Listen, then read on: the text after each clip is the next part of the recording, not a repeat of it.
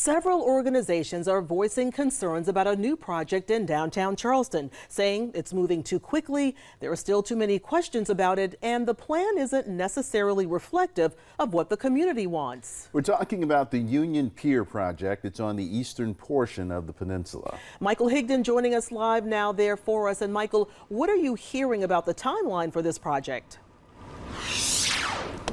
And Roth, no official timeline has been released, but from people I've been talking with today, they are under the impression that the 65-acre Union Pier plan could be in front of city council members as early as June. And they say that is just too fast because this full plan was just released to the public at the end of January. And they say there are still a lot of unanswered questions. South Carolina Ports Authority announced last year they would not be extending the pier's home port contract for Carnival Cruise Line beyond 2024, making Union Pier open for development. The idea of having a waterfront that is open to everyone is fantastic. Faith Rivers James is the executive director of the Coastal Conservation League, one of the organizations raising concerns about the proposed project. We're very concerned about the environmental impacts of what is to come. We are excited about the prospect of a development that enables us to use green infrastructure, that enables us to help the city with storm surge and with resilience.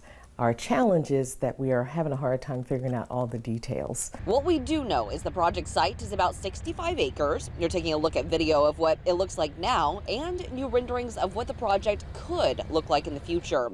The current proposal includes a mixed-use development portion with retail and commercial space, office space, 600 hotel rooms, and 1,600 housing units. Brian Turner, president and CEO of the Preservation Society of Charleston, says it's going to be important to look at the actual text in the proposal, not just pictures provided. Charleston's going to inherit whatever happens on there, and we're going to have to maintain this site long term. And it's in a very vulnerable place right on the coastline.